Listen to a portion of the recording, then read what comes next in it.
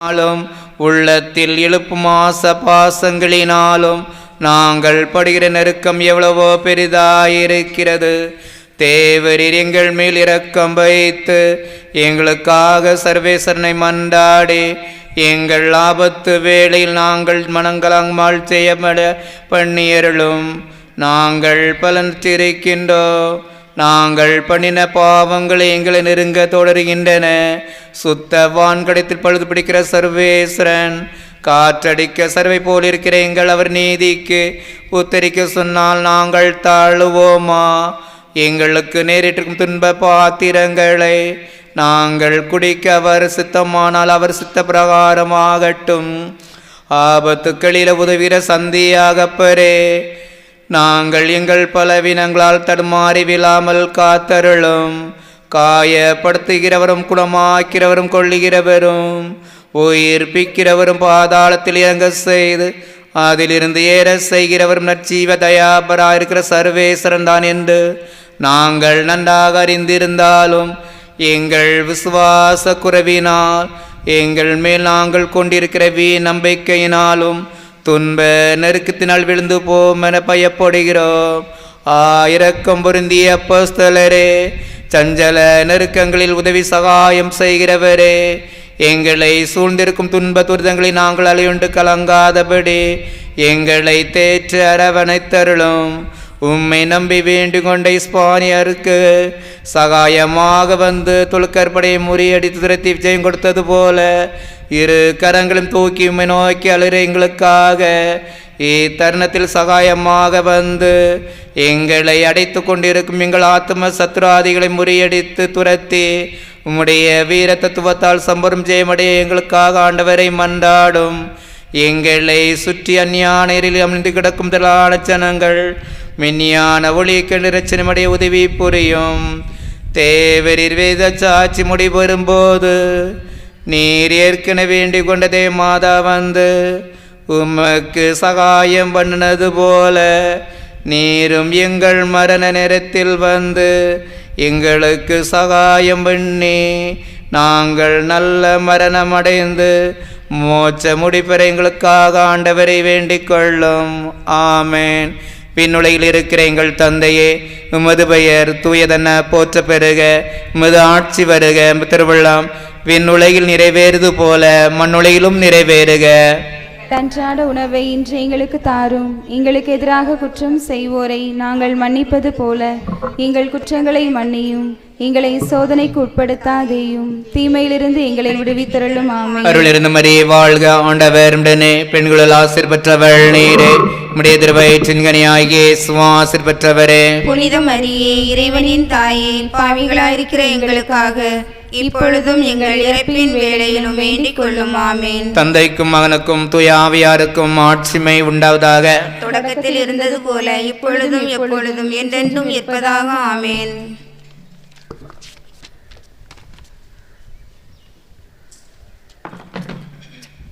சுவாமி கிருபையாயிரும். கிறிஸ்துவே கிருபையாயிரும். சுவாமி தயவாயிரும். கிறிஸ்துவே பிரார்த்தனை கேட்டருளும். பரத்தை படைத்த பிதா சர்வேஸ்வரா, எங்களை தயை பண்ணி ரட்சியும். உலகத்தை மீட்ட சுதன் தேவா, எங்களை தயை பண்ணி ரட்சியும். பரிசுத்த ஆவி சர்வேஸ்வரா, எங்களை தயை பண்ணி ரட்சியும். தம திருத்துவ ஏக சர்வேஸ்வரா, எங்களை தயை பண்ணி ரட்சியும். பரிசுத்தமான மாதாவே, எங்களுக்காக வேண்டிக் கொள்ளும். கலிலேயா நாட்டில் பிறந்த ஜபதேயு என்பவருக்கு அருமை புத்திரரான புனித யாகப்பரே எங்களுக்காக வேண்டிக் கொள்ளும். தேவ மாதாவினால் மிகவும் சிநேகிக்கப்பட்ட புனித யாகப்பரே எங்களுக்காக வேண்டிக் கொள்ளும். இயேசுநாத சுவாமி உம்மை அழைக்கும் போது தகப்பனாரையும் வலைகளையும் விட்டு அட்டியில்லாமல் அவரை பின் சென்ற புனித யாகப்பரே எங்களுக்காக வேண்டிக் கொள்ளும். அவராலே உம்முடைய சகோதரர் இடியின் மக்கள் என்று அழைக்கப்பட வரம் பெற்ற புனித யாகப்பரே எங்களுக்காக வேண்டிக் கொள்ளும். இயேசுநாத சுவாமி மறுரூபமான போதும் பிரதான ஜபக்கூட்டத்தின் தலைவனுடைய இறந்த மகளை உயிர்ப்பிக்கும் போதும் கூட இருந்த புனித யாகப்பரே எங்களுக்காக வேண்டிக் கொள்ளும். இயேசுநாத சுவாமி பூங்காவனத்திற்கு போகும்போது கூட போன புனித யாகப்பரே எங்களுக்காக வேண்டிக் கொள்ளும். இயேசுநாத சுவாமி மோட்சத்திற்கு எழுந்தருளின பிற்பாடு யூதேயா தேசத்திலும் சமாரியா தேசத்திலும் அவரை விட வேறே தெய்வமில்லை என்று பிரசங்கம் செய்த புனித யாகப்பரே எங்களுக்காக வேண்டிக் கொள்ளும். இஸ்பானியா தேசத்தில் அநேகம் பேர்களுக்கு சத்திய உபதேசம் செய்து மாய வித்தைக்காரனாகிய ரமோஸ் என்பவனுக்கு ஞான தீட்சை கொடுத்த புனித யாகப்பரே எங்களுக்காக வேண்டிக் கொள்ளும்.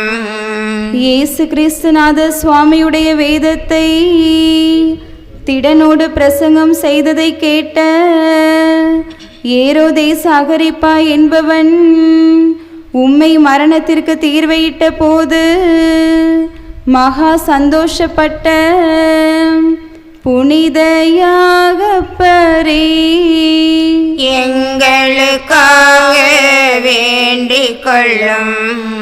உம்மை கொலைக்களத்திற்கு கூட்டிக் கொண்டு போகும்போது உம்மோடு கூட வந்தவன் வேத சாட்சியாகிறதற்கு உமக்கிருந்த அகமகிழ்ச்சியை கண்டு தானும் கிறிஸ்தவன் என்ற போது மகா பூரிப்படைந்த புனித யாகப்பரே எங்களுக்காக வேண்டிக் கொள்ளும்.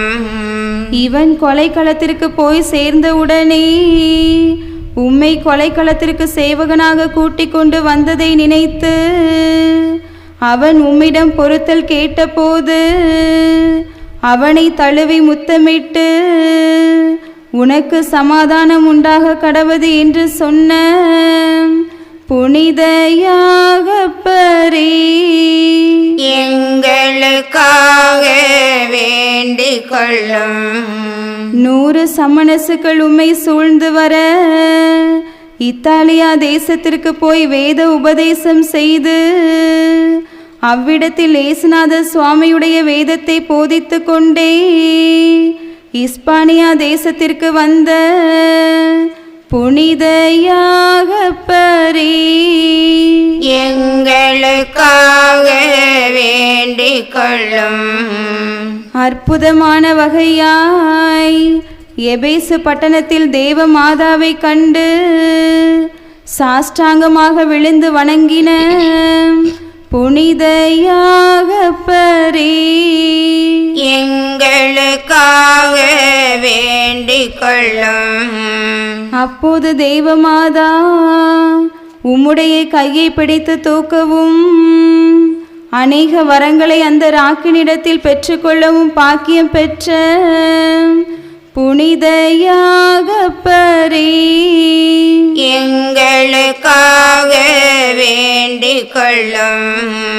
அப்போது நீர் எருசலேம் பட்டணத்தில் வேத சாட்சியாக போகிறீர் என்று தேவமாதா சொல்ல கேட்டு அத்தருணத்தில் எனக்கு ஒத்தாசையாய் வர வேண்டும் என்று கேட்டுக்கொண்ட புனித யாகப்பரே, எங்களுக்காக வேண்டிக் கொள்ளும். எருசலேம் பட்டணத்தில் மகா தைரியத்தோடு வேதத்தை போதித்து கொண்டிருக்கையில் வேத சத்துருக்களால் பிடிபடவே தேவமாதா கொடுத்த வார்த்தை பாட்டை நினைத்து வேண்டிக் கொண்ட புனித யாகப்பரே, எங்களுக்காக வேண்டிக் கொள்ளும். அத்தருணத்தில் தேவமாதா அநேக சமணசுக்களால் புடைசூழப்பட்டு வருவதைக் கண்டு அக்களித்து கஸ்திப்படுகிறவர்களுக்கு தேற்றரவை என்று அகமகிழ்ந்து உரத்த சத்தமாய் கூவின புனித யாகப்பரே, எங்களுக்காக வேண்டிக் கொள்ளும். உம்முடைய சிரசை வெட்டும்போது தேவமாதா உம்முடைய ஆத்துமத்தை கையிலேந்தி இயேசுநாதருக்கு ஒப்பு கொடுக்க வரம் பெற்ற புனித யாகப்பரே, எங்களுக்காக வேண்டிக் கொள்ளும். உம்முடைய திருச்சரீரமானது கொம்பஸ்தெல்லா வென்கிற பட்டணத்திற்கு கொண்டு போகப்பட அவ்விடத்தில் அநேக அற்புதங்கள் நடக்கவே எங்குமிருந்த ஜனங்களால் பொருத்தனை செய்து ஆராதிக்கப்பட்ட புனித யாகப்பரே, எங்களுக்காக வேண்டிக் கொள்ளும். நீர் மோட்சத்திற்கு போன பின்பு இஸ்பானியா தேசத்தின் கிறிஸ்தவர்கள் பேரில் துலுக்கர் படையெடுத்த போது அவர்கள் உம்மை பார்த்து வேண்டுதல் செய்ய பயங்கரமான ரூபத்தோடு வெள்ளை குதிரையின் மீதேறி வந்து துலுக்கர் படை முறிய மிரட்டி துரத்தின புனித யாகப்பரே, எங்களுக்காக வேண்டிக் கொள்ளும். எங்கள் ஊரின் பாதுகாவலரான புனித யாகப்பரே, எங்களுக்காக வேண்டிக் கொள்ளும். எங்களுக்கு நல்ல மழையை பொழிய செய்கிறவரான புனித யாகப்பரே, எங்களுக்காக வேண்டிக் கொள்ளும். உலகத்தின் பாவங்களை போக்கும் உத்தம செம்மறி பொறுவையாம் உன்னத இயேசு கிறிஸ்துவே, எங்கள் பாவங்களை போய்க்கருளும்.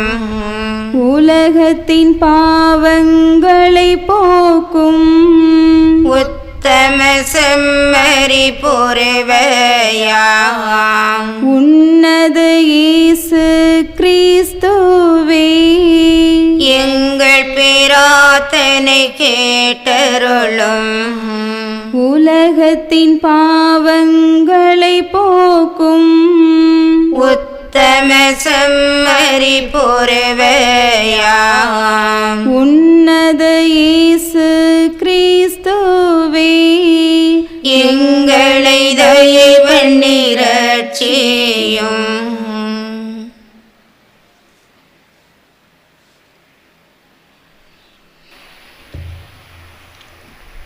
புனித பெரிய வியாகப்பரின் அன்பு இறைமக்களே, இன்று நம்முடைய பாதுகாவலர் புனித பெரிய வியாகப்பருடைய 5ஆம் திருவிழாவை சிறப்பாக நம்முடைய பாதுகாவலரை பற்றி மறையுரை ஆற்ற இருக்கின்றார்கள்.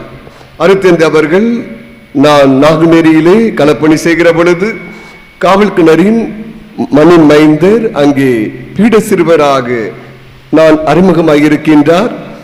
அப்பொழுதிருந்து இப்பொழுது வரை என்னோடு தொடர்போடு இருக்கக்கூடிய அன்பு அருத்தந்தை அவர்கள் நல்ல ஒரு சிந்தனையாளர், சிறந்த ஒரு மறையுரையாளர், இன்னும் எல்லோரிடமும் அன்பாக பழகக்கூடிய, எல்லோருக்கும் உதவி செய்யக்கூடிய நல்ல உள்ளம் கொண்டவர்.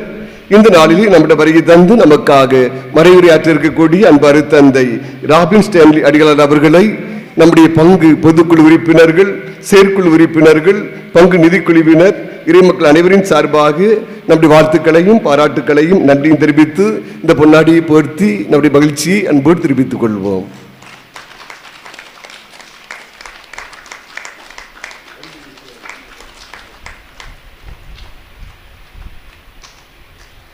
இந்த நாளிலே 5ஆம் திருவிழா திருப்பலியை சிறப்பு செய்தவர்கள் பரிசுத்த அமிர்த மாதா இளம்பெண்கள் சபையினர், யூதேயா அன்பியத்தினர், சமாரியா அன்பியத்தினருக்கு என்னுடைய வாழ்த்துக்களையும் பாராட்டுக்களையும் நன்றியையும் அன்போடு தெரிவித்துக் கொள்கிறேன்.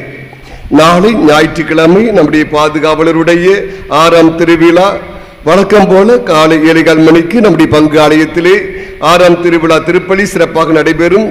நாளை 6ஆம் திருவிழா திருப்பலியை சிறப்பு செய்பவர்கள் திருக்குடும்ப சபையினர், எம்மாவூஸ் அன்பியத்தினர், பீட சிறுவர்கள் தயாரில் இருக்கும்படி அன்போடு கேட்டுக்கொள்கிறேன். நாளை நம்முடைய பாதுகாவலரின் 6ஆம் திருவிழாவை சிறப்பு செய்பவர்கள் திருக்குடும்ப சபையினர், எம்மாவூஸ் அன்பியத்தினர், பீட சிறுவர்கள் தயாரில் இருக்கும்படி அன்போடு கேட்டுக்கொள்கிறேன். அன்புக்குரியவர்களே, ஒவ்வொரு நாளும் காலையிலே நவநாள் திருப்பலியிலும் மாலை 6:30 மணிக்கு நம்முடைய ஆலய மண்டபத்தில் வைத்து ஜெபமாலையும் பிரார்த்தனையும் மறையுரையும் நற்கருணை ஆசீரும் சிறப்பாக நடைபெறுகிறது. 7 பங்குரி மக்கள் அனைவரும் வருகை தந்து சிறப்பு செய்யும்படியாகவும் பெரிய யாகப்பருடைய வரங்களை அற்புதங்களை நிறைவாக பெற்றுச் செல்லும்படியாகவும் ஒவ்வொருவரையும் அன்போடு கேட்டுக்கொள்கின்றேன்.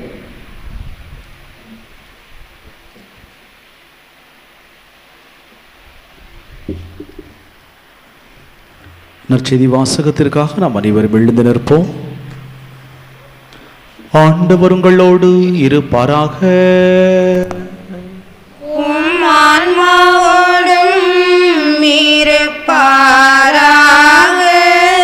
தூய மார்க்கு எழுதிய தூய நற்செய்தியிலிருந்து வாசகம். ஆண்டவரே மாட்சி உமக்கே. தூய மார்க்கு எழுதிய நற்செய்தி அதிகாரம் 10 இறை வார்த்தைகள் 35 முதல் 45 முடிய. செபதேயுவின் மக்கள் யாக்கோபும் யோவானும் அவரை அணுகிச் சென்று அவரிடம், போதகரை, நாங்கள் கேட்பதை நீர் எங்களுக்கு செய்ய வேண்டும் என விரும்புகிறோம் என்றார்கள். அவர் அவர்களிடம், நான் என்ன செய்ய வேண்டும் என்று நீங்கள் விரும்புகின்றீர்கள் என்று கேட்டார். அவர்கள் அவரை நோக்கி, நீர் அரியணையில் இருக்கின்ற பொழுது எங்களுள் ஒருவர் உமது வலப்புறமும் இன்னொருவர் உமது இடப்புறமும் அமர்ந்து கொள்ள எங்களுக்கு அருளும் என்று வேண்டினர். இயேசுவோ அவர்களிடம், நீங்கள் என்ன கேட்கின்றீர்கள் என உங்களுக்கு தெரியவில்லை. நான் குடிக்கும் துன்ப கிண்ணத்தில் உங்களால் குடிக்க இயலுமா? நான் பெறும் திருமுழுகை உங்களால் பெற இயலுமா என்று கேட்டார். அவர்கள் அவரிடம் இயலும் என சொல்ல, இயேசு அவர்களை நோக்கி, நான் குடிக்கும் கிண்ணத்தில் நீங்கள் குடிப்பீர்கள், நான் பெறும் திருமுழுகையும் நீங்கள் பெறுவீர்கள். ஆனால் என் வலப்புறத்திலும் இடப்புறத்திலும் அமரும்படி அருளுவது எனது செயல் அல்ல, மாறாக அவ்விடங்கள் யாருக்கு ஏற்பாடு செய்யப்பட்டுள்ளதோ அவர்களுக்கு அருளப்படும் என்று கூறினார்.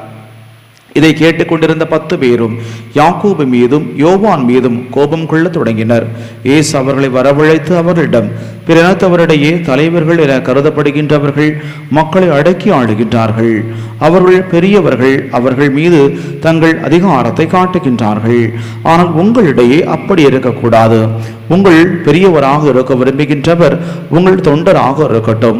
உங்களுள் முதன்மையானவராக இருக்க விரும்புகின்றவர் அனைவருக்கும் பணியாளராக இருக்கட்டும். ஏனெனில் மானிட மகன் தொண்டு ஏற்பதற்கு அல்ல, மாறாக தொண்டு ஆற்றுவதற்கும் பலருடைய மீட்புக்கு ஈடாக தம் உயிரையுமே கொடுப்பதற்கு வந்தார் என்று கூறினார். ஆண்டவரின் அருள்வாக்கு. கிறிஸ்துவே உமக்கு புகழ்.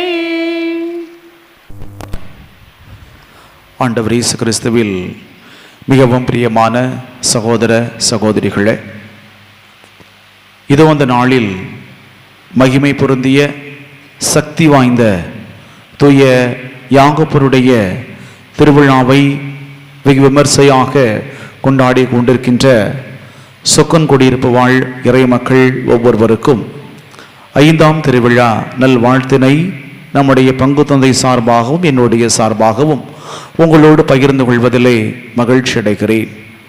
அன்புக்குரியவர்களே, இன்றைய நாளின் நமது சிந்தனைக்காக எடுக்கப்பட்ட ஒரு தலைப்பு, இயேசு என்ற தலைவரும் யாக்கோபு என்ற படை தளபதியும். இயேசு என்ற தலைவரும் யாக்கோபு என்ற படை தளபதியும் என்ற தலைப்பில் உங்களோடு சில கருத்துக்களை பகிர்ந்து கொள்ள அன்போடு ஆசைப்படுகிறேன். அன்புக்குரியவர்களே, நம்முடைய இந்திய தாய் திருநாட்டிலும் சரி, உலகத்திலும் சரி, பல மதங்கள் தோன்றியிருக்கின்றன, பல இயக்கங்கள் தோன்றியிருக்கின்றன. ஆனால் எந்த மதமும் எந்த இயக்கமும் இன்று வரை உறுதியோடு தோற்று முதல் இன்று வரை இருக்கிறதா என சொன்னால் அது மிகையாகாது. நாம் வரலாற்றை பார்க்கின்ற பொழுது கிரேக்க தத்துவ ஞானி சாக்ரட்டிஸ் இந்த உலகத்திலே முதலாக தோன்றி இளைஞர்கள் பலரை தன்னிடம் வரவழைத்து, சிந்தியுங்கள், முதலில் நீங்கள் யாரென தெரிந்து கொள்ளுங்கள் என்றெல்லாம் அவர்கள் சிந்தனையை அவர்கள் செதுக்கினார்கள். ஆனால் அவருடைய ஒரு சிந்தனையினால் ஈர்க்கப்பட்டவர் தான் பிளேட்டோ. பிளேட்டோவுக்கு பின்னால் அவருடைய சிந்தனையினால் ஈர்க்கப்பட்டவர் தான் சாக்ரட்டிஸ். சாக்ரட்டிஸினால் உருவாக்கப்பட்டவர் தான், அதாவது பிளேட்டோவுக்கு அரிஸ்டாட்டிலால் உருவாக்கப்பட்டவர் தான் மாவீரர் அலெக்சாண்டர். இவ்வாறு நாம் பார்க்கின்ற பொழுது சாக்ரட்டிஸ், பிளேட்டோ, அரிஸ்டாட்டில், அதன் பின்னால் அலெக்சாண்டர்.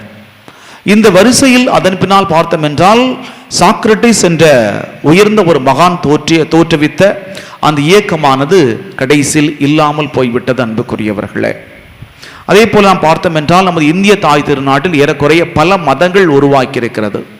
புத்த மதம் உருவாகி இருக்கிறது, சீக்கிய மதம் உருவாக்கி இருக்கிறது, ஜைன மதம் உருவாகி இருக்கிறது. இந்த அனைத்து மதங்களையும் பார்த்தோம் என்றால் அன்புக்குரியவர்களே, ஏறக்குறைய கிறிஸ்தவ மதம் இந்தியாவில் வருவதற்கு முன்னாலே இந்த மதங்கள் இந்தியாவில் வேரூன்றி பல இடங்களுக்கு பரவியது.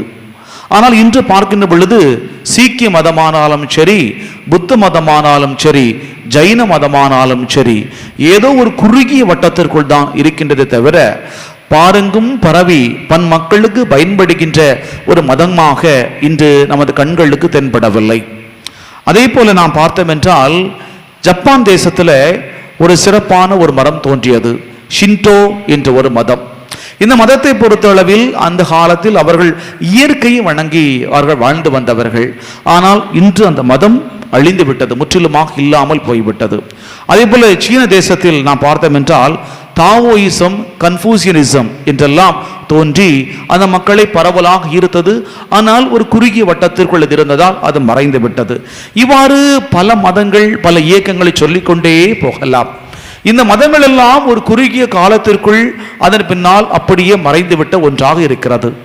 ஆனால் 1ஆம் நூற்றாண்டில் தோன்றிய கிறிஸ்தவ மதம் மட்டும் எப்படி அன்று முதல் இன்று வரை பல சவால்கள், பல சறுக்கல்கள், பல சங்கடங்கள், பல போராட்டங்கள், பலவிதமான பிரிவுகள் வந்தாலும் இன்று வரை அது நிலைத்திருக்கிறது என நாம் சிந்திக்கின்ற பொழுது எவ்வாறு அது நிலைத்திருக்கிறது என யோசித்து பார்த்தோம் என்றால் அன்புக்குரியவர்களே, அது வேறு ஒன்றுமல்ல, இயேசு என்ற தலைவனுக்கு பின்னால் சுயநலமில்லா பல படை தளபதிகள் வந்திருக்கிறார்கள்.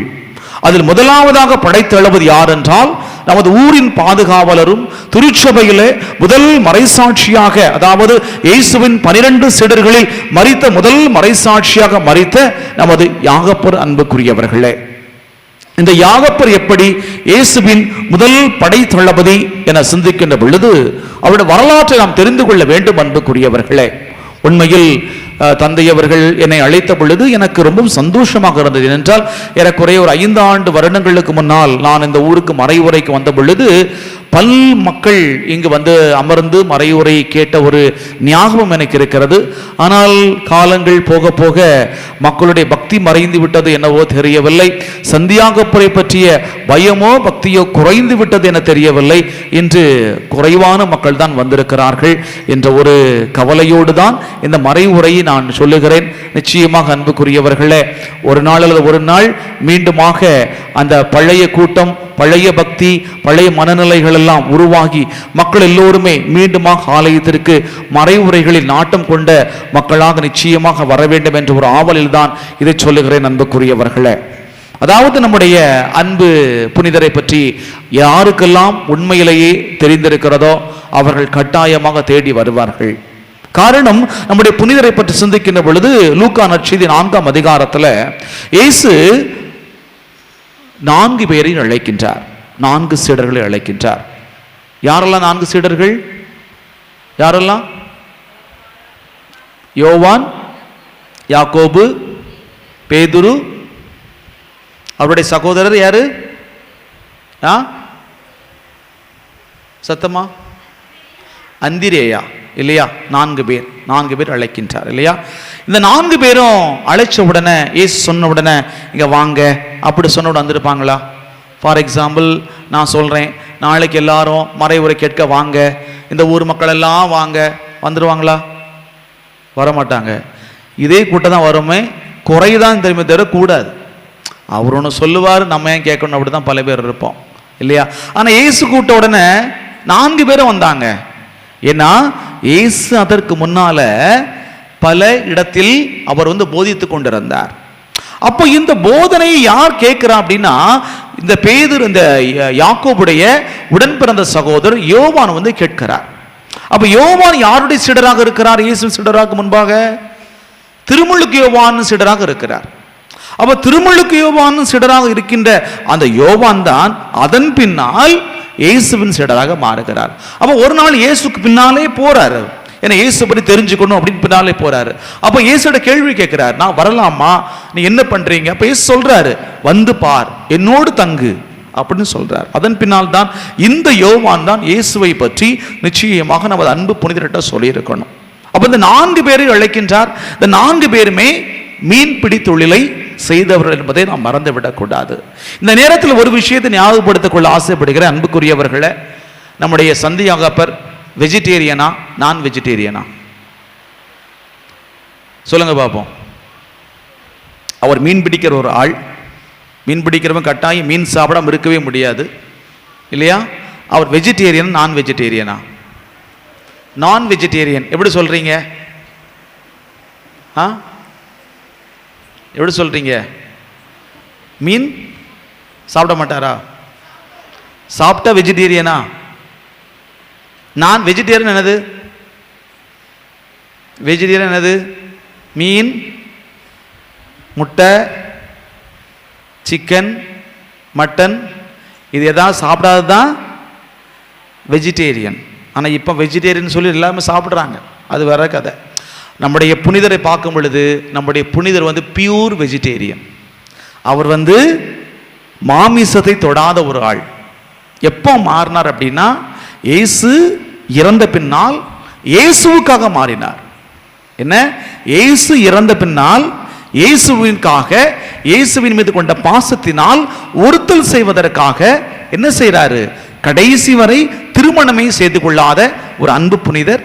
இரண்டாவது, இயேசுவுக்காக காய்ந்த ரொட்டி துண்டுகளை மட்டும் அவர் சாப்பிட்டு மாமிசத்தை அறவே வெறுத்தவர் நம்முடைய அன்பு புனிதர் தூய சந்தியாகப்பர். அன்புக்குரியவர்களே, அப்போ ஒரு மீன் பிடிக்கின்ற ஒரு ஆள் இல்லையா? ஒரு மீன் பிடிக்கின்ற ஒரு மனிதர், மீனை சாப்பிடுகின்ற ஒரு மனிதர், மீனை உண்கின்ற ஒரு மனிதர். கடைசியில் பார்க்கிறோம், மீனை அவர் என்ன செய்கின்றார்? வெறுக்கிறார். அந்த மாமிசத்தை வெறுக்கிறார். மாமிசத்தை உண்ணாமல் அப்படியே அவர் ஒதுக்கி வைக்கின்றார். காரணம் எல்லாம் இயேசுவுக்காக. ஆக அன்புக்குரியவர்களே, இந்த நேரத்தில் நம்ம நல்லா யோசித்து பார்க்கணும். நம்முடைய ஊரில் நாம் இந்த புனிதருடைய விட்டு சென்ற வழியினை நாம் அனுசரிக்கின்றோமா? சரி, ஒன்று. இரண்டாவது, வாழ்க்கை வரலாற்றை பார்க்கின்ற பொழுது அவர் அப்படியே இயேசுவை பின்பற்றுகிறார். பின்பற்றிய பின்பாக இயேசுவால் அதிகமாக நேசிக்கப்பட்ட ஒரு சீடராக இருக்கிறார். அருமையாக நம்முடைய இந்த பிரார்த்தனையில சூப்பரா வாசித்தாங்க. அதாவது இயேசுவினுடைய ஒரு நேசிக்கப்பட்ட ஒரு சீடராக இருக்கிறார். இயேசு எங்க போனாலும் 3 பேரை கூட்டிட்டு போறார். ஒன்று ராயப்பர், இன்னொன்று யாகப்பர், இன்னொன்று இவருடைய தம்பி யோவான் என்ற அருளப்பர். இந்த 3 பேரையும் தான் இயேசு பல இடத்துக்கு கூட்டிட்டு போறார். அது முதலாவது இடம் எது பார்த்தோம் அப்படின்னா, ராயப்பருடைய மாமியார் காய்ச்சலால் இருக்கிறாங்க. காய்ச்சலால் இருக்கின்ற பொழுது அப்போ இயேசு குணப்படுத்த போறாரு. அப்போ இயேசுவோடு சென்றவர்கள் இந்த 3 பேரும், அதில் நம்ம சந்தியாகப்பரும் அடங்கும். அதே போல யாயிருடைய மகள், அவள் இறந்து கிடந்தாள். இறந்து கிடந்த யாயிருடைய மகளை தொட்டு குணப்படுத்தி உயிர்ப்பித்த பொழுது இயேசுவோடு உடன் சென்றவர்கள் 3 பேர், அதில் ஒன்று நம்முடைய சந்தியாகப்பர் உண்டு. அதே போல தாபோர் மலையில இயேசு அவர் என்ன செய்கின்றார், உருமாற அவர் செல்லுகின்ற பொழுது கூட இயேசு யாரையெல்லாம் அழைத்து செல்கிறார், 3 மட்டும் அழைத்து செல்கிறார். யார்? சந்தியாகப்பர், நம்முடைய அருளப்பர், அப்புறம் பேதுரு. ஆகவே பார்க்கின்ற பொழுது பல முக்கியமான தருணங்களில், குறிப்பாக கடைசியில் பார்க்கிறோம், கெத்செமனே தோட்டத்தில் இரத்த வியர்வை வேர்க்கின்ற பொழுது கூட இந்த 3 அவர் தனியாக அழைத்து செல்கிறார். ஆகவே அன்புக்குரியவர்களை, இயேசுவோடு மிகவும் மிகவும் நெருக்கமாக பழகுகின்ற ஒரு வாய்ப்பு பெற்றவர் இந்த சந்தியாகப்பர் என்பதை மறந்துவிடக்கூடாது. ஏன் இந்த அளவுக்கு சந்தியாகப்பர் இந்த வாய்ப்பை பெற்றார்? அது மட்டுமல்ல, இந்த நற்செய்தியில் அருமையாக வாசித்தோம். மார்க் நற்செய்தி 10ஆம் அதிகாரம் 35 முதல் 45. அவன் என்ன சொல்றாங்க, நீர் ஆட்சி உரிமை பெற வருகின்ற பொழுது வலப்புறம் ஒருவரும் இடப்புறம் ஒருவருமாக நீங்கள் எங்களுக்கு அமர வாய்ப்பு கொடுக்க வேண்டும் என்று கேட்கின்றார்கள். அப்போ இயேசு சொல்றாரு, நீங்க என்ன கேட்கீங்க உங்களுக்கு தெரியாது. காரணம், நான் குடிக்க போகும் தின்ப கிண்ணத்துல உங்களால குடிக்க இயலாது. அப்ப ரொம்ப அருமையாக அவங்க சொல்றாங்க, எங்களால முடியும், எங்களால முடியும், குடிக்க முடியும். அப்படி சொன்ன பின்பாக நாம் பார்க்கிறோம், பல சீடர்கள் கோபம் அடைந்தார்கள். ஆனால் அன்புக்குரியவர்களே, அந்த சீடர்கள் எல்லோரும் கோபம் அடைந்தாலும் அந்த துன்ப கிண்ணத்தை அவர் குடித்த பொழுது நிச்சயமாக மகிழ்ந்திருப்பார்கள். ஏனென்றால் இயேசு இறந்த பின்பால் பலர் பல இடங்களுக்கு ஓடிவிட்டார்கள். பல இடங்களுக்கு ஓடிவிட்ட பின்பாக திருத்துதர் 2ஆம் அதிகாரத்தில் வாசிக்கிறோம், அங்கு அப்போஸ்தலர்கள் மீதும் அன்னை மரியாள் மீதும் அங்கு பரிசுத்த ஆவி பொழியப்படுகிறது. பொழியப்பட்ட அந்த பரிசுத்த ஆவி இவருடைய ஆட்கொண்ட பின்பாக பார்க்கிறோம், அந்த மறைசாட்சியமாக அவர்கள் பல இடத்துல சென்ற இடமெல்லாம் நற்செய்தியை பறைசாற்ற ஆரம்பிக்கிறார்கள். அந்த பறைசாற்றியதன் விளைவாக பல சவால்கள் வருகிறது, பல சங்கடங்கள் வருகிறது, மிரட்டுகிறார்கள், விரட்டுகிறார்கள்.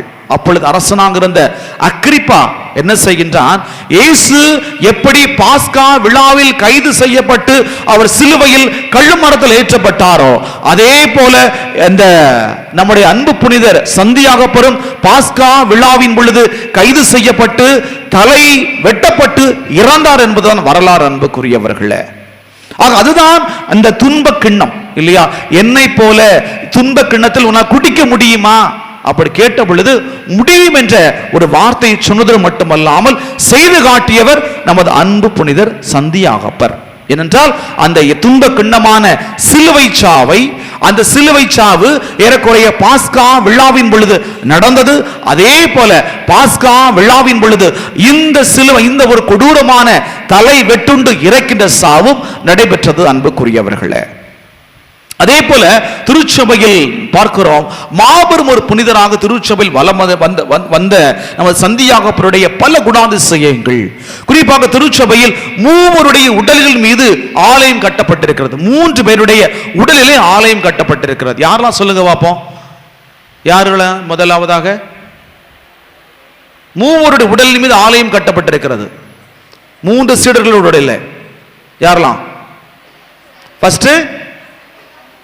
ஃபர்ஸ்ட் யாரு? ஃபர்ஸ்ட் நம்முடைய சந்தியாகப்பர். Very good, super. என்ன ரெண்டாவது யாரு?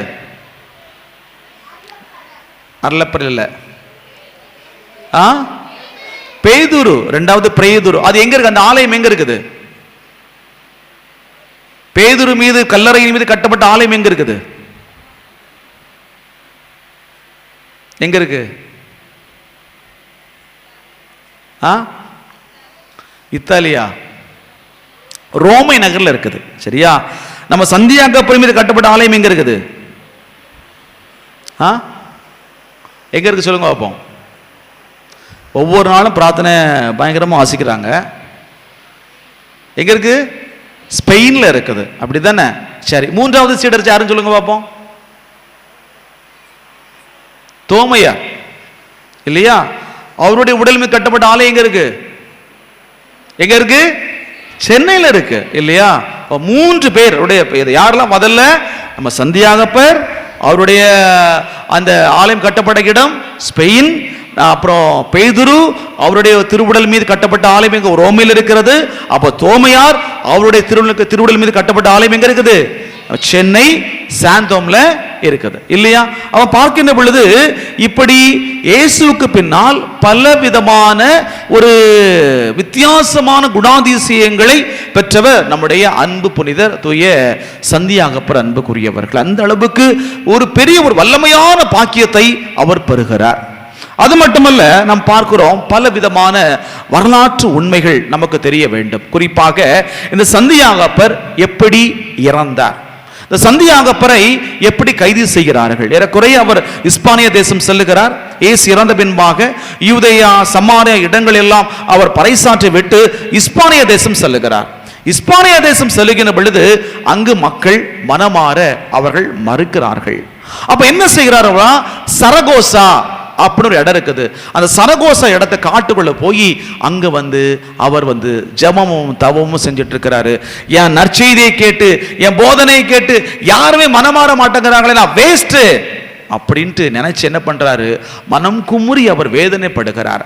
அந்த நேரத்தில் அவரை உற்சாகமூட்டியது, அவரை ஊக்கமூட்டியது யார் என்றால் நம்முடைய அன்பு தாய் அன்னை மரியாள். என்ன பண்றாங்க அப்படின்னா, ஒரு பெரிய ஒரு மரம் இருக்குது. அந்த மரத்துக்கு மேல அன்னை மரியாள் காட்சி கொடுக்கிறாள். இன்று கூட அந்த காட்சிக்கு பெயர் தூண் மாதா, அவர் லேடி ஆஃப் பில்லர்ஸ் அப்படி சொல்லுவாங்க. அந்த அளவுக்கு அன்னை மரியாளை காட்சியின் மூலமாக கண்ட ஒரே புனிதர், காட்சியின் மூலமாக கண்டு முதல் காட்சி பெற்ற ஒரு மகான் என்ற பாக்கியத்தை பெற்றவர் நம்முடைய சந்தியாகப்பர். அன்புக்குரியவர்களே, ஆக நம்முடைய வாழ்க்கையில் பார்க்கின்ற பொழுது இயேசுவோடு மட்டுமல்ல, அன்னை மரியாளுடைய ஆசீர்வாதத்தையும் பாக்கியத்தையும் பெறுகின்ற ஒரு மாபெரும் ஒரு வித்தியாசமான ஒரு சீடராக நம்முடைய சந்தியாகப்பர் இருக்கிறார். இப்படி அவருடைய வாழ்க்கையிலே இயேசுவுக்காக தனது துன்ப கிண்ணத்தில் நான் மரிக்க வேண்டும், பங்கெடுக்க வேண்டும் என்று சொன்னவர், அவர் சொன்னபடியே மரித்தார். சொன்னபடியே ரோமையில் மரிக்கின்றார். மரிக்கின்ற பொழுது சும்மா இருந்தாரா? அவரை விசாரிப்பதற்கு ஒரு நீதிபதி ஏற்பாடு செய்கின்றார்கள். நீதிபதி ஏற்பாடு செய்த பின்பாக அங்கு பார்க்கிறோம், அந்த நீதிபதியை மனமாற்றி விடுகிறார். இயேசுனுடைய போதனையை சொல்லி சொல்லி, இயேசுனுடைய சாதனையை சொல்லி சொல்லி அந்த நீதிபதியை மனமாற்றி விடுகிறார். இறுதியில் அந்த அரசன் அக்கிரிப்பா என்ன செய்கின்றார்? மனமாறிய நீதிபதியையும் நம்முடைய அன்பு புனித சந்தியாகப்பரையும் அவர் இருவரையுமே ஒரே நாளில் தலைவெட்டுண்டு கொல்வதற்கு அவன் ஆணையிடுகின்றான். அந்த ஆணையிட்ட பின்பாக அவர்களை தலைவெட்டுண்டு அவர்கள் இறக்கின்றார்கள். இறந்த பின்னால் அவரை புதைத்து விடுகிறார்கள். இப்பொழுது கல்லறை இருக்கிறது போல தனித்தன கல்லறை கிடையாது. நீங்க ரோமைக்கு இப்போ சென்றால் கூட அங்க பார்க்கலாம், அங்கு கும்பல் கும்பலாக மக்கள் புதைக்கப்பட்ட இடங்கள், கல்லறை குழிகள் இன்றும் உண்டு. அன்புக்குரியவர்களே, எப்படி ஹிட்லர் அந்த யூத மக்களை கும்பல் கும்பலாக அவன் புதைத்தானோ, அதே போல 1ஆம் நூற்றாண்டில் அழிக்கப்பட்ட மக்கள் தான் கிறிஸ்தவ மக்கள். அந்த கிறிஸ்தவ மக்கள் பல பேருடைய எலும்புகள் இன்று கூட அது வெளிவராமல் இருந்து கொண்டிருக்கிறது, அழியாமல் இருக்கிறது. நாம் பார்த்தோம் என்றால் பல ஆச்சரியமாக சொல்லுவார்கள். அந்த அளவுக்கு வல்லமையான ஒரு காரியமானது நம்முடைய அன்பு புனிதருடைய வாழ்வில் நடக்கிறது. அப்போ அந்த இஸ்பானிய தேசத்தை சென்று பறைசாற்றிய பொழுது பல சீடர்கள் அவருக்கு உருவாகுகின்றார்கள். அப்போ அவர் இறந்து பெற்றாரு அப்படின்னு சொல்லி என்ன பண்றாங்க அப்படின்னா, தேடி வராங்க, எப்படியாவது அவருடைய எலும்பையாவது எடுத்துட்டு போகணும் அப்படின்ட்டு. அப்போ எலும்பு எங்க இருக்குது தெரியல, எலும்பு எப்படி கண்டுபிடிக்கிறது தெரியல.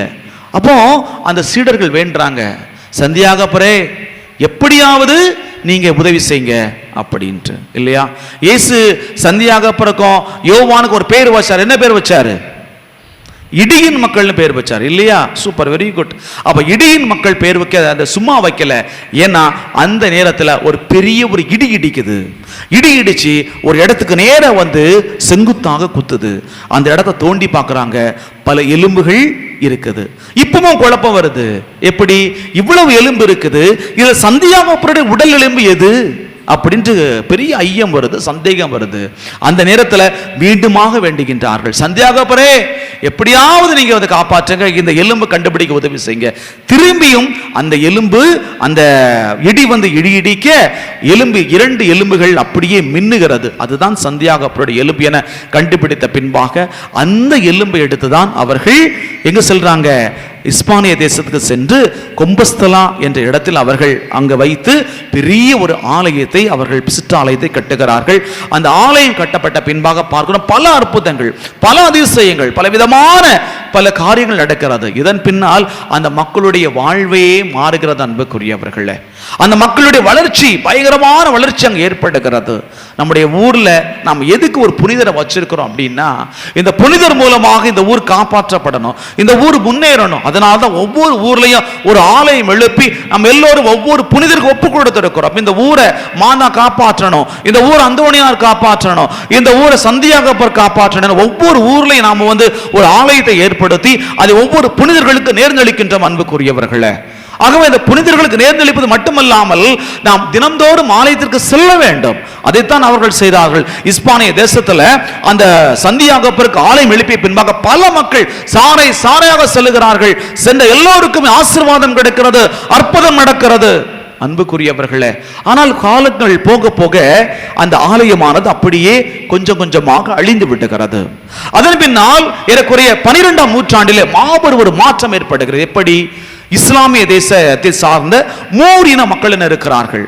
இவர் என்ன பண்ணி செய்கிறார் என்றால், அந்த நேரத்தில் இந்த ஐரோப்பிய தேசத்தில் பரவி இருக்கின்ற கிறிஸ்தவ மக்களை எப்படியாவது அழிக்கணும்னு சொல்லி அவங்க போர் தொடுக்க அவங்க ஆசைப்படுறாங்க.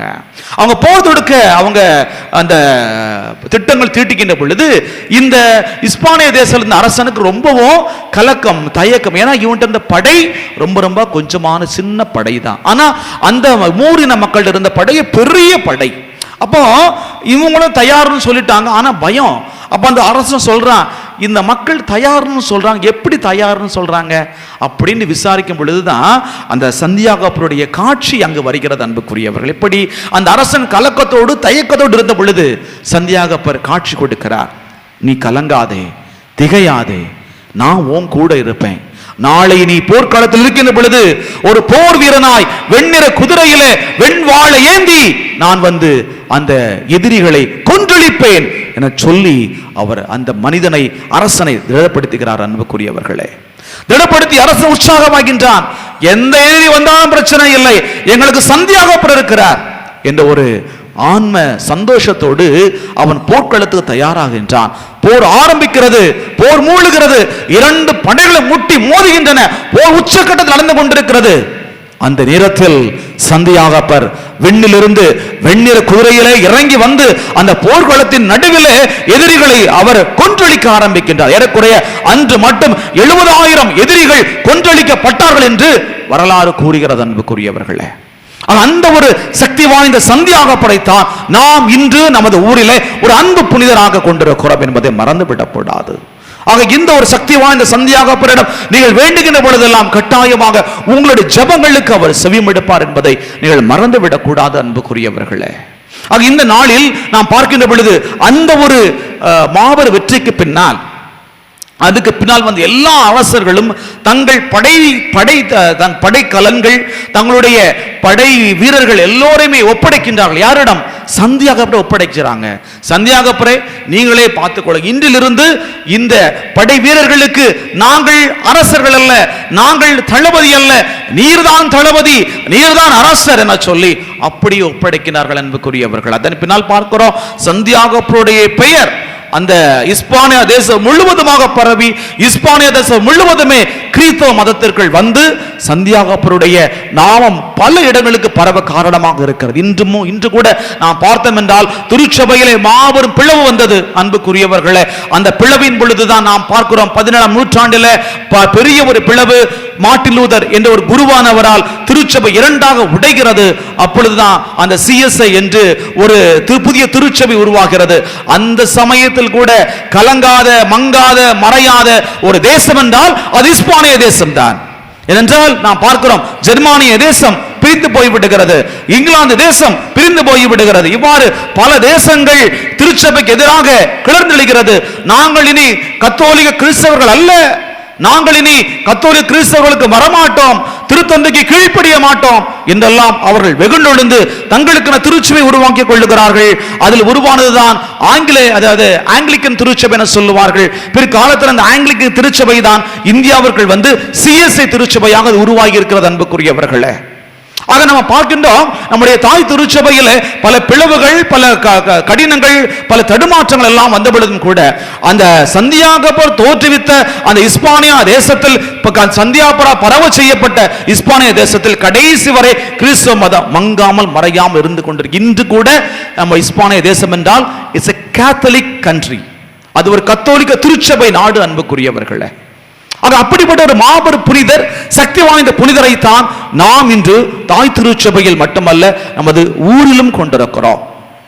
அப்போ இந்த புனிதரை நாம் எப்படி ஏறெடுக்க வேண்டும், இந்த புனிதரை நாம் எப்படி நமது வாழ்வாக்க வேண்டும், எப்படி இந்த புனிதர் இயேசுவினுடைய ஒரு படை தளபதியாக இருந்தார், அவருடைய தியாகம், அவருடைய துடிப்பு, அவருடைய ஒரு உள்ளார்ந்த ஒரு வீரம், எல்லாவற்றிலும் ஆண்டவருக்காக வாழ வேண்டும் என்ற ஒரு வாஞ்சை எல்லாம் அவரை இயேசுவின் படை தளபதியாக மாற்றியது அன்புக்குரியவர்களே. நம்முடைய வாழ்க்கையிலும் இந்த ஒரு வாஞ்சை, இந்த ஒரு வேட்கை இருக்கிறதா என்பதை பற்றி தான் யோசித்து பார்க்க வேண்டும். நான் ஏற்கனவே முதலில் சொன்னது போல எத்தனையோ மதங்கள் இந்த இந்தியாவில் உருவாகி இருக்கிறது, எத்தனையோ இயக்கங்கள், மதங்கள் உலகில் உருவாகி இருக்கிறது. ஆனால் எல்லா மதமும் கால போக்கிலே அது காலையில் தோன்றி மாலையில் மறைகின்ற செடியை போல உதிர்ந்து விட்டது அன்புக்குரியவர்கள். ஆனால் கிறிஸ்தவ மதம் மட்டும் இன்று வரை மங்காமல் மறையாமல் பல போராட்டங்கள் வந்தாலும் அது உறுதியோடு ஒரு நிலைத்திருக்கிறது என்றால், ஒரு ஆலமரம் விழுதை போல அது பல இடத்தில் பரவி இருக்கிறது என்றால், ஒரு ஆலமரத்தை போல உறுதியோடு நின்று கொண்டிருக்கிறது என்றால், அதற்கு காரணம் இன்று நமது சந்தியாகப்பரை போன்று அதற்கு பின்னால் வந்த சீடர்கள் சிந்திய ரத்தம், இவரை போன்று உருவாகிய பல படை தளபதிகள் மறந்துவிடக் கூடாது அன்புக்குரியவர்களை. சந்தியாகப்பர் முதலாக வாழ்க்கையில் இயேசுவுக்காக எதை இழப்போம் என்ற ஒரு சித்தாந்தத்தை வாழ்ந்து காட்டுகின்றார். அதுவரை சீடர்கள் பயந்துதான் நிச்சயமாக இருப்பார்கள், போதித்தாலும் உள்ளத்தில் கலக்கம் இருக்கும், நடுக்கம் இருக்கும். ஆனால் சந்தியாகப்பருக்கு பின்னால் தான் பல பேர், பல சீடர்கள் பல இடங்களுக்கு செல்லுகிறார்கள். இடங்களுக்கு சென்று வேத சாட்சியாக கொடூரமாக மரிப்பதற்கு கூட தயங்கியதில்லை அன்புக்குரியவர்கள். ஆகவே சந்தியாகப்பருடைய சாவு பல சீடர்களுடைய மறைசாட்சியத்திற்கு, சந்தியாகருடைய மறைசாட்சியம் பல புனிதர்களின் மறைசாட்சியத்திற்கு காரணமாக இருந்திருக்கிறது என்பதை மறந்துவிடக் கூடாது. நம்ம திருச்சபையிலே முதல் மறைசாட்சி முடியப்பர் என்றாலும் நம்முடைய திருச்சபையில் 12 சீடர்களிலே முதல்ல மறைசாட்சியாக மரித்தவர் நம்முடைய சந்தியாகப்பர். அந்த அளவுக்கு அவருடைய வேட்கை, வாஞ்சை எல்லாம் அவருக்குள் இருந்ததை நாம் கண்கூடாக வரலாற்றில் பார்க்கிறோம் அன்புக்குரியவர். இன்று நம்முடைய வாழ்க்கையிலும் இந்த சந்தியாகப்பர் நமக்கு கேட்பது அதுதான், உன்னிடம் நான் கொண்டிருக்கிற அந்த ஆற்றல் இருக்கிறதா? நம்முடைய வாழ்க்கையில நாம சில நேரத்தில் ஜெபிப்போம் இல்லையா, பிரேயர் பண்ணுவோம், கோயிலுக்கு வருவோம், ஜெபமாலை சொல்லுவோம், பைபிள் படிப்போம். ஆனா நம்முடைய வாழ்க்கையில் ஏதோ ஒரு எம்ப்டினஸ், ஏதோ ஒரு வெற்றிடம் நிச்சயமாக உள்ளே இருக்கும் இல்லையா? இன்னைக்கு இத்தனை பேர் நாம இருக்கிறோம், இருக்கிறது எல்லோரிடமும் 100% விசுவாசம் இருக்கிறதா? 100% இந்த சந்தியாகப்பரை போல நமக்கு ஒரு வாஞ்சை, ஒரு வேட்கை இருக்கிறதா என்றால் நிச்சயமாக ஒரு கடினமான ஒரு கேள்விதான். ஆனாலும் இதற்கு ஆன்சர்னு பார்க்கும் பொழுது ஒரு 50%, ஒரு 40%, 30% இருக்கும் இல்லையா? இன்னைக்கு பல பேர் இன்னைக்கு கோயிலுக்கே வராமல் இருக்கிறாங்க. ஏன் கோயிலுக்கு வராமல் இருக்கிறாங்க? இன்னைக்கு சில பேர் என் வாழ்க்கையில் ஒரே கஷ்டம், என் வாழ்க்கையில் ஒரே பிரச்சனை, என் வாழ்க்கையில் ஒரே போராட்டம், நான் எவ்வளவு கோயிலுக்கு போனாலும் எனக்கு அதுக்கு விடுதலை கிடைக்கல, நான் ஏன் போகணும்? சில பேருக்கு வாழ்க்கையில் வசதி வாய்ப்புகள் வந்த பின்பாக என்ன பண்ணுறாங்க, அவங்க என்ன வேறு, எனக்கெல்லாம் தெரிஞ்ச ஒரு பெரிய ஆள் உண்டு. அவர் நான் எங்கள் சொந்த ஊர், அந்த ஊரில் நான் பார்க்குறேன், ஒரு நல்ல படித்த ஒரு ஆள் ஒவ்வொரு திருவிழாவுக்கும் என்ன பண்ணுவார் அப்படின்னா, சப்பரத்தை அவரே தூக்கி கடைசி வரை நிறுத்துது வர அவர் தான் நிற்பார். ஆனால் காலப்போக்கில் பார்க்குறோம் வேறு சபைக்கு போயிட்டார். அவன் பார்க்கும் பொழுது நம்முடைய விசுவாசம், ஏன்னா அதுவரை சப்பரம் தூக்குற வரை கஷ்டப்பட்டு தான் இருந்தார். சப்பரம் தூக்கி எல்லா வாழ்க்கையில் வருமானங்கள், வசதிகள், வாய்ப்புகள் கூட கூட கூட என்ன நடக்குது? ஆண்டவர் இந்த திருச்சபையில் இல்லை, ஆண்டவர் திருச்சபையில் உண்மையாகவே இல்லை அப்படின்னு சொல்லி என்ன பண்ணுறாங்க? வேறு திருச்சபைக்கு போயிடுறாங்க. அவன் பார்க்கும் பொழுது அன்புக்குரியவர்கள் வாழ்க்கையில் பல பேர் இந்த ஒரு சித்தாந்தத்தை, சிந்தனையை கொண்டிருக்கிறார்கள். சில பேர் என்ன நினைக்கிறாங்க, சரி எல்லாரும் கோயிலுக்கு போகிறோம், நம்மளும் கோயிலுக்கு போவோம் அப்படிதான். இன்னும் சில பேர் நினைக்கிறாங்க, நம்ம கத்தோலிக்க திருச்சபையில் இல்லைன்னா சில பேருக்கு வேலை கிடைக்காது. இன்னும் சில நினைக்கிறாங்க, கத்தோலிக்க திருச்சபையில் இல்லைன்னா கல்லறை கிடைக்காது. இப்படி நான் பார்க்குறோம் பல இடத்தில் நம்முடைய திருச்சபையானது ஏதோ ஒரு சுயநலத்திற்காக சார்ந்திருக்கின்ற திருச்சபையாகத்தான் இருக்கிறது. ஆனால் இந்த திருச்சபை ஏதோ சுயநலத்திற்காக சார்ந்திருக்கின்ற திருச்சபையாக இது இருந்ததென்றால் நிச்சயமாக அன்றே மறைந்திருக்கும். அன்றே கத்தோலிக்க அந்த திருச்சபை மண்ணோடு மண்ணாய் அது போயிருக்கும் அன்புக்குரியவர்களே. ஆனால் சுயநலமெல்லாம் பல சீடர்கள் ரத்தம் தான். இன்னைக்கு சந்தியாகப்பர் சாகல, யோசித்து பாருங்க. சந்தியாகப்பர் ஆண்டவருக்காக சாகல. எப்பா என்னை ஆள விடுங்க, நான் என் வேலை பார்த்துட்டு போறேன், எனக்கு நல்ல மீன் பிடிக்க தெரியும், நான் என் பாட்டில் மீன் பிடிச்சிட்டு என் பாட்டை பார்த்துட்டு போறேன் அப்படின்னு போயிருந்தாருன்னா இன்னைக்கு இந்த திருச்சபை இருந்திருக்குமா? திருச்சபை நடந்திருக்குமா? சந்தியாகப்பருக்கு இல்லாத திறமையா? அவருக்கு இல்லாத வீரமா? அன்புக்குரியவர்களே, அவர் அடிப்படையில் ஒரு வீரமான ஒரு மனிதர். அதனால தான் நம்ம பார்க்குற பைபிள்ல கூட ஆண்டவர் சமாரியா பகுதிகளுக்கு போகும்போது விட மாட்டாங்க. அப்போ தைரியமா சொல்லுவார், ஆண்டவரே வானத்திலிருந்து நெருப்பு இவங்க அழிக்கட்டும், ஆர்டர் கொடுங்க அப்படின்னு சொல்லுவார். அப்ப அந்த அளவுக்கு ஆண்டவரோடு துணிச்சலாக பேசுகின்ற ஒரு பெரிய ஒரு சக்தி வாய்ந்த புனித சந்தியாகப்பர் இல்லையா? ஆனால் உண்மையில் நம்ம கோயிலுக்கு நாம் வர்றோமா? ஒரு பக்தி இருக்குதா? இன்னைக்கு இந்த விசுவாசம் இருக்குதா? முதல்ல கோயிலுக்கு வந்தா அமைதியாக ஆண்டவர்கிட்ட பேசிட்டு இருக்கிறோமா? யோசிங்க. அடுத்த ஆள்கிட்ட பேசுவோம், ஆண்டவர்கிட்ட பேச மாட்டோம். பக்கத்துல பேசுவோம், ஆண்டவர்கிட்ட பேச மாட்டோம் இல்லையா? பிள்ளைகளை கூட்டு வச்சு விளையாண்டுட்டு இருப்பாங்க சில பேர். அதுவும் குறிப்பாக இந்த வெளியெல்லாம் பிரசங்கம் வைக்கும் பொழுது அந்த மண்ணில் உட்காந்துக்கிட்டு மண்ணில் வீடு செய்கிறது, மண்ணில் குடிசை செய்கிறது, எல்லா காரியமும் அங்கே தான் நடக்கும். இப்போ அதையும் தாண்டி பார்க்குறோம், இன்னைக்கு என்ன நடக்குது? கோயிலுக்கு பைபிள் கொண்டு வரமோ இல்லையோ, செல்ஃபோன் எல்லாம் கொண்டு வந்துட்டு தான் இருக்கும். இன்னைக்கு எத்தனை கையில் பைபிள் இருக்க கை தூக்குங்க பார்ப்போம். என்ன எண்ணிடலாம், 1 2 3 4 5 6 அவ்வளோதான் இல்லையா? அப்போ பார்க்கும் பொழுது நம்முடைய விசுவாசம், நம்முடைய நம்பிக்கை இன்னைக்கு எங்கே போச்சு? கை கீழே போடு. என்ன? அப்போ அன்புக்குரியவர்களே, இதுதான் வாழ்க்கையில் நான் சொல்கிறேன்ல, அந்த ஒரு அருமையாக ஒரு பழமொழி கூட உண்டு, வர வர மாமியா என்ன நான் சொல்லலை, நீங்களே ஃபில் பண்ணிக்கோங்க. டேஸ் டாஸ்மாய் போனாலாம், டேஸ் டாஸாக போச்சான். அப்படிதான். என்ன? அது மாதிரி நம்ம இருக்கக்கூடாது. நம்ம வாழ்க்கையில் இந்த சந்தியாகப்பர் மூலமாக நமக்கு இந்த விசுவாசம் கிடைச்சிக்குது. அன்புக்குரியவர்கள், உண்மையிலேயே சந்தியாகப்பர் ரொம்ப சக்தி வாய்ந்த ஒரு ஆள். என்ன தயவு செய்து விளையாட்டாக நினைக்காதுங்க.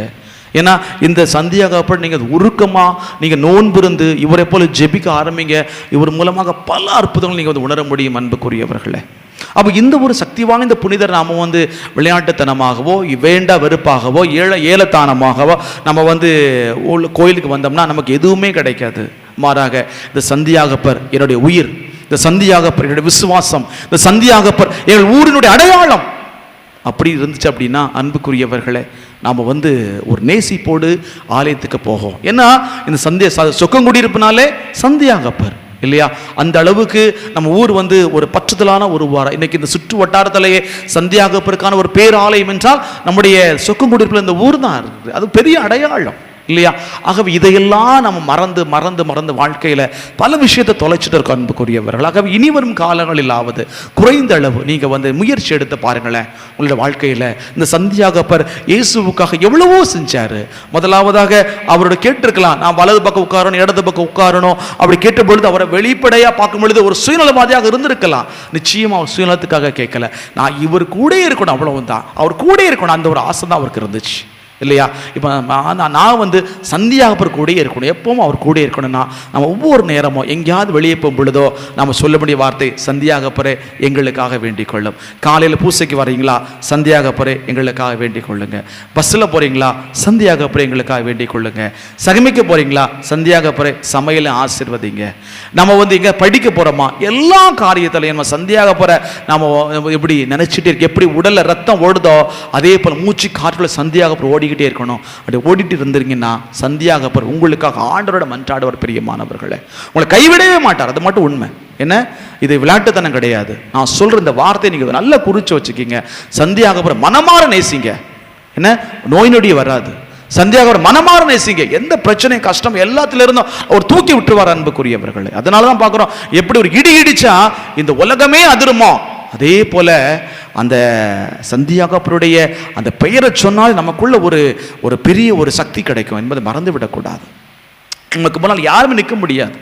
அதனால் யோசித்து பாருங்க, ஒரு வெண் குதிரையில் ஒரு பெரிய ஒரு வாளோடு அவர் வருகின்ற பொழுது நிச்சயமாக உங்களது ஊரையும் காத்து கொண்டிருக்கிறார் என்பதை மறந்து விடக்கூடாது. ஆக இந்த நாள் உங்கள் பிள்ளைக்கு சொல்லிக் கொடுங்க. உங்கள் பிள்ளைகளுக்கு சந்தியாகப்பறம் யாருன்னு சொல்லிக் கொடுங்க.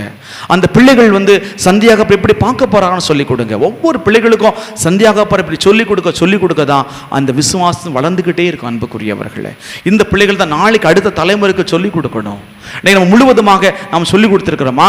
சந்தியாகப்பர் எப்போ பிறந்தாரு, அவங்க அப்பா பேர் என்ன, அம்மா பேர் என்ன, உடன்பிற சகோதரர் பேர் என்ன, எங்கே போனார், எங்கே மரிச்சார், ஏன் மரிச்சார், எப்படி செத்தாரு, இன்னைக்கு அவரை போல் நான் வாழ்ந்துட்டு இருக்கிறோமா, சொல்லிக் கொடுக்குறோமா? ரொம்ப ரொம்ப முக்கியம் அன்புக்குரியவர்களே. ஆகவே இந்த அருமையான நேரத்தில் நீங்கள் ஒவ்வொருவரும் இந்த நாளில் இருந்தாவது சந்தியாகப்பர் நாமும் போற்றும் அளவுக்கு நீங்கள் வாழ நீங்கள் முயற்சி எடுங்கள். அப்படி முயற்சி எடுத்தீர்கள் என்றால் எப்படி இயேசுவின் படை தளபதியாக சந்தியாகப்பர் இருந்தாரோ அதே போல நாம் ஒவ்வொருவரும் இந்த அன்பு ஆண்டவர் இயேசுனுடைய படை தளபதியாக நாமும் மாறுவோம் என்ற ஒரு சத்தியம் நிச்சயமாக நமது உள்ளத்தில் இருக்கிறது. ஒரு வல்லமை நமது உள்ளத்திற்கு வரும் அன்புக்குரிய நம்ம மாற முடியும், அவ்வளவுதான். ஆகவே இந்த அருமையான நேரத்தில் அருமையான நாளில் யாரும் கலங்க வேண்டாம், தயங்க வேண்டாம். வாழ்க்கையில் ஒவ்வொரு சூழ்நிலையிலும் சந்தியாகப்பரே இந்த நோயை ஒப்பு கொடுக்குறேன், சந்தியாகப்பரே இந்த கஷ்டத்தை ஒப்பு கொடுக்குறேன், சந்தியாகப்பரே நான் எல்லா காரியத்தை ஒப்பு கொடுக்குறேன். எப்படி அந்த சீடர்கள் அவங்க இஸ்பானிய தேசத்திலிருந்து அந்த எலும்பை அவங்க கண்டுபிடிக்கிறதுக்கு முன்னால சந்தியாகப்பரே எங்களை வழிகாட்டுங்க அப்படின்னு சொல்லி அவங்க ஜெபிச்சாங்களோ, எங்களை வெறுங்கையா எங்க திருப்பி அனுப்பிடாதுங்க அப்படின்னு சொல்லி வேண்டினாங்களோ, அதே போல நாமளும் ஆலயத்துக்கு வரும் பொழுது சந்தியாகப்பரே எங்களுக்காக வேண்டிக் கொள்ளுங்கப்பா அப்படின்னு மனம் உருக்கி ஜெபிக்க இந்த ஆண்டவருடைய வல்லமை உணர முடியும் அன்புக்குரியவர்கள். ஆகவே நமக்கு நல்ல ஒரு புனிதர் கிடைத்திருக்கிறார். இந்த புனிதரை தயவு செய்து நீங்கள் பற்றி பிடித்துக் கொள்ளுங்கள். இந்த புனிதர் எப்படி அந்த மக்களை காத்தாரோ, இஸ்பானிய தேசத்து மக்களை பிற இனத்தினுடன் காத்தாரோ, 70,000 பேரை எப்படி அடித்து தூக்கி தூர போட்டார், அதே போல உங்கள் வாழ்க்கையிலையும் எவ்வளவுதான் போராட்டம் வந்தாலும் கஷ்டம் வந்தாலும் எல்லாத்தையும் தூக்கி தூர வீசிட்டு உங்கள் வாழ்க்கையில் ஒரு மாபெரும் வல்லமையான ஒரு சக்தி வாய்ந்த அன்பு உள்ளம் கொண்ட புனிதராக என்னாலும் இருப்பார். நம்பிக்கை இருக்கிறதாக இந்த நாளிலிருந்து நீங்கள் உங்கள் விசுவாச வாழ்வை வளர்த்துக் கொள்ளுங்கள். கட்டாயமாக சந்தியாகப்பர் மூலமாக பல அற்புதங்கள் அதிசயங்கள் பிறக்க உங்களுக்காக அன்போடு ஜெபிக்கிறேன். ஆமென்.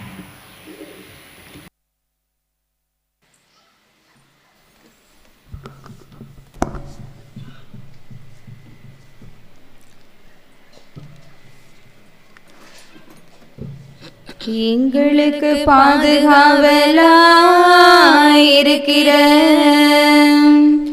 புனித யாகப்பரே தனிஸ்லாசே, எங்களுக்காக இயேசுவை மன்றாடும். எங்களுக்கு பாதுகாவலாயிருக்கிற புனித யாகப்பரே தனிஸ்லாசே,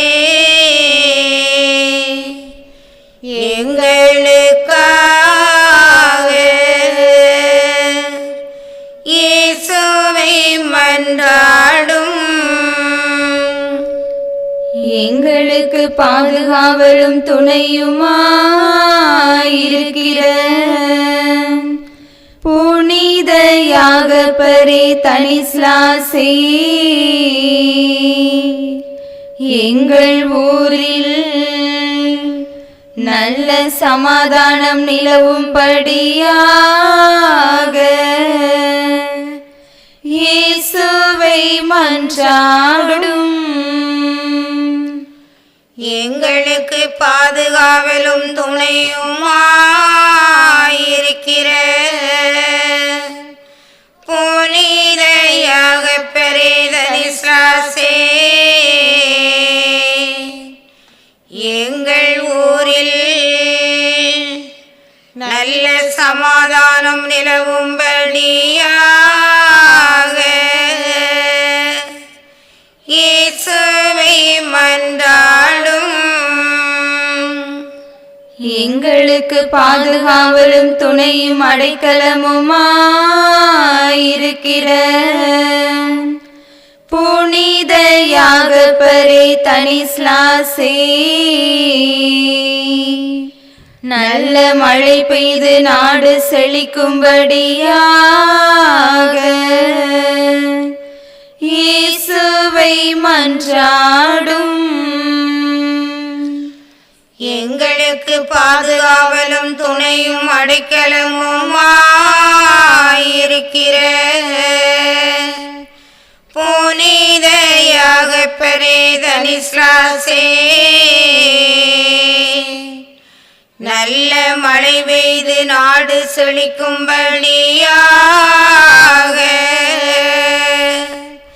இயேசுவை மன்றாலும்.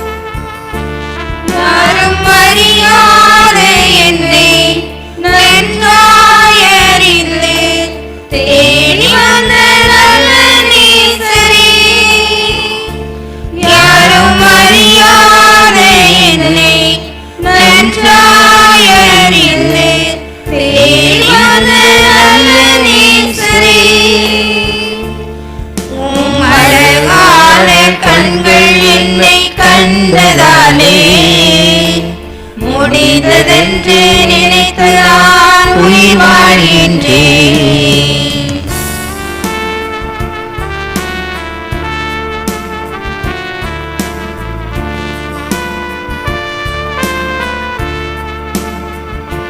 தூக்கி எறியப்பட்ட என்னை வேண்டுமென்று சொல்லி சேர்த்து கொண்ட நல்ல நேசரே, தூக்கி எறியப்பட்ட என்னை வேண்டுமென்று சொல்லி சேர்த்து கொண்ட நல்ல நேசரே,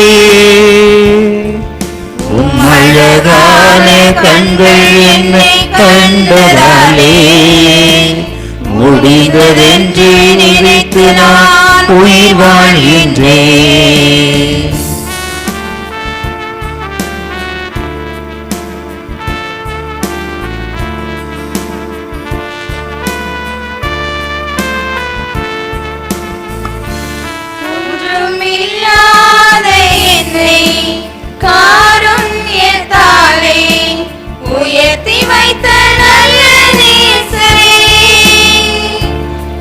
ஒன்றும் இல்லாத என்னை காருண்யத்தாலே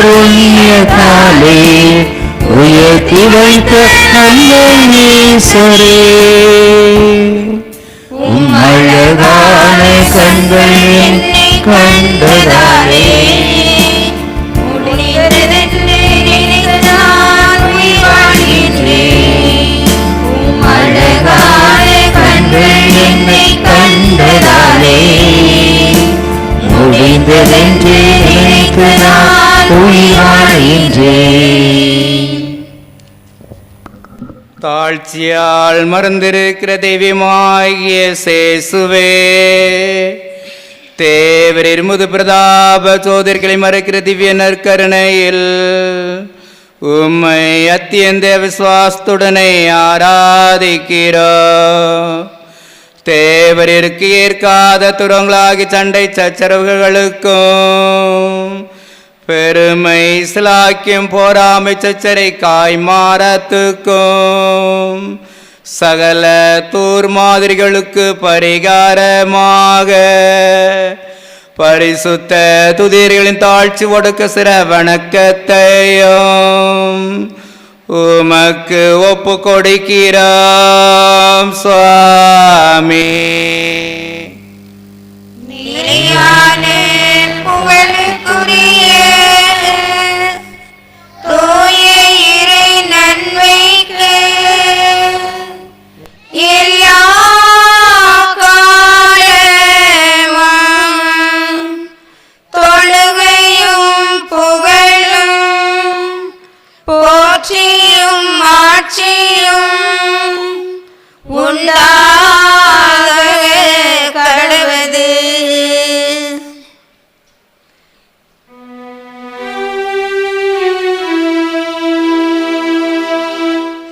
என் தேவனே, நான் உம்மை விசுவசிக்கிறேன், நான் உம்மை ஆராதிக்கிறேன்.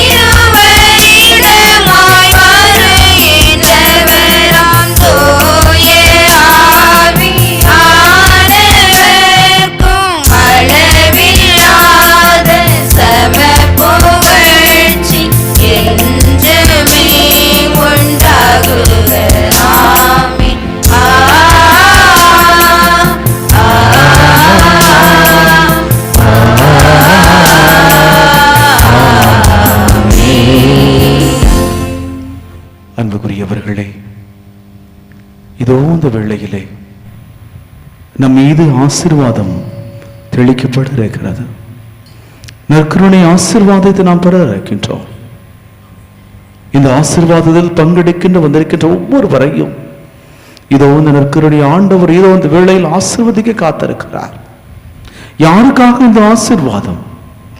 யாருக்காக இந்த ஆசீர்வாதத்தை நீங்கள் பெறுவதற்காக வந்திருக்கிறீர்கள்? உங்களுக்காகவா? உங்கள் பிள்ளைகளுக்காகவா? உங்கள் கணவன் மனைவிக்காகவா? நோயுற்றோருக்காகவா? அன்புக்குரியவர்களே, நீங்கள் ஆசீர்வாதம் பெறுகின்ற பொழுது இயேசுவே இதோ அந்த வேளையில நோயுற்ற இந்த மனிதனை ஆசீர்வதிங்க. இதோ அந்த வேளையில என் கணவன் மனைவி பிள்ளைகள் என பெயர் சொல்ல இந்த ஆசீர்வாதத்தை நீங்கள் இந்த நேரத்தில் அவர்களுக்கு பகிர்ந்து கொடுக்க வேண்டும். அன்புக்குரியவர்களே, இதோ உள்ளூரிலிருந்து வெளியூரில் இருக்கிற ஒவ்வொரு நமது ஊரை சார்ந்த மக்கள் எல்லோரையும் இந்த ஆண்டவர் ஆசீர்வதிக்கணும் இந்த நாள்ல. ஆகவே நமக்கு என்ன வர வேண்டுமோ, என்ன ஆசீர்வாதம் வேண்டும், இயேசுவிற்கு இந்த ஆசீர்வாதம் வேண்டும், இந்த ஆசீர்வாதம் எனக்கு தாங்கன்னு சொல்லி நீங்க எல்லாரும் இந்த நேரத்தில் ஜெபிக்க போறீங்க, ஆசீர்வாதத்தை பெற போறீங்க.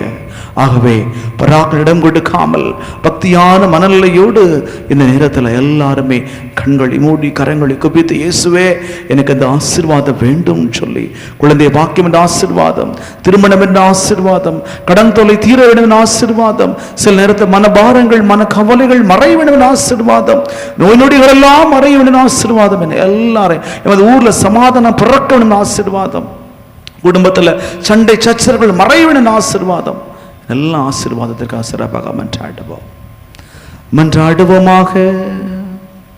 இறைவா, இந்த வியப்புக்குரிய அருட்சாதனத்தில் உம்முடைய திருப்பாடு நினைவு எங்களுக்கு விட்டு சென்றி உமது திருரத்தமை ஒற்றை மறைபொருளை வணங்கும் நாங்கள் உமது மீட்பின் பலனை இடைவிடாமல் அனுபவிக்க அருள் புரியுமாறு உமை மன்றாடுகின்றோம். என்றென்று வாழ்ந்து ஆட்சி செய்கின்றவர் நீரே.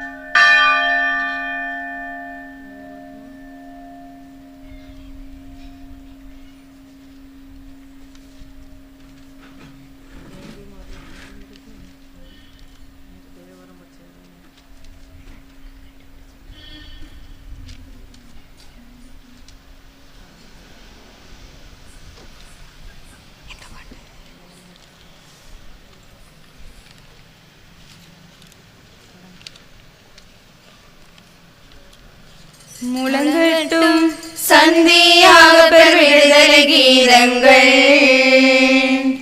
வழங்கட்டும் அனைவருக்கும் வாழ்வு நாளுமே அவனிலே.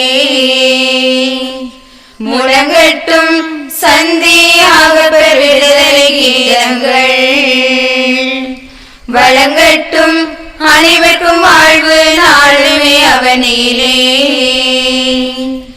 அருள் பொழியும் நல் பொது உறவும் நெஞ்சில் நிறைந்திட வாழ்க்கை இனிக்கும் மகமகிழ்வும் சீரெழில் நிலையும் நின்று நிலைத்திட மையம் செழிக்கும் ஓங்கட்டும் என்றும் புனிதரின் மாட்சிமையே. ஓங்கட்டும் என்றும் புனிதரின் மாட்சிமையே. முழங்கட்டும் சந்தியாக பெர் விடுதலை கீதங்கள், வழங்கட்டும் அனைவருக்கும் வாழ்வு நாளுமே அவனிலே. இறைமகன் இயேசுவின் கொள்கையில் தெளிவும் இகழ்வதை வாழ்விக்கும் செயல்களில் துணிவும் இறைமகன் இயேசுவின் கொள்கையில் தெளிவும் இகழ்வதை வாழ்விக்கும் செயல்களில் துணிவும் இதயங்கள் இணைகின்ற உறவின் மகிழ்வும் இடம்பெறும் ஆந்தரில் கிறிஸ்தவம் ஓற்றெடுக்கும்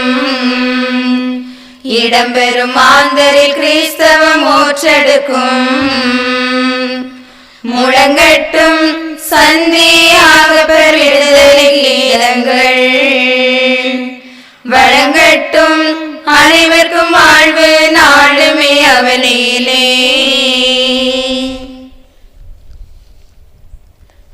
தந்தை மகன் தூய ஆவியாரின் பெயராலே ஆமென்.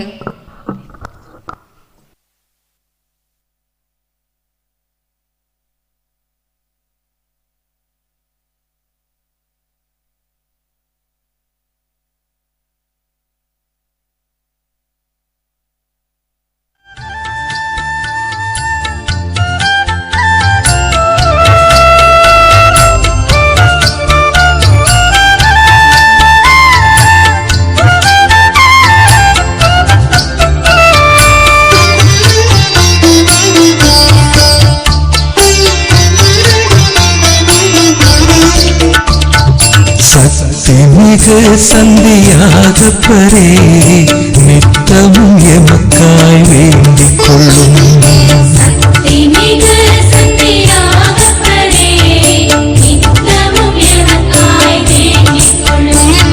சக்தி மிகு சந்தியாகப்பரே நித்தமும் எமக்காய் வேண்டிக் கொள்ளும்.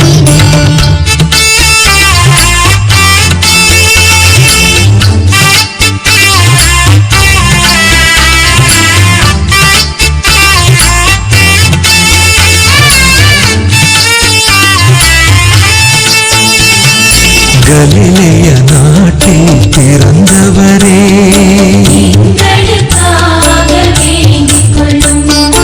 ஆண்டவர் அழைப்பினை ஏற்றவரே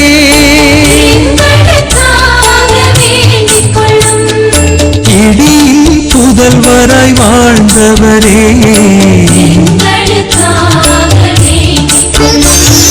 சக்திமிகு சந்தியாகப்பரே நித்தமும் எமக்காய் வேண்டிக் கொள்ளும்.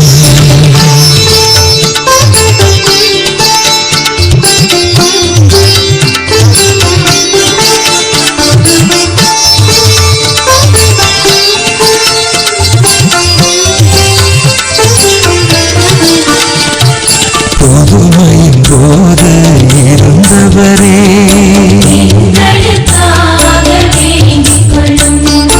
உருமாறும் போது இருந்தவரே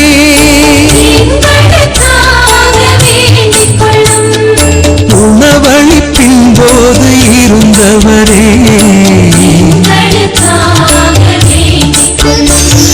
சக்திமிகு சந்தியாகப்பரே நித்தமும் எமக்காய் வேண்டிக் கொள்ளும்.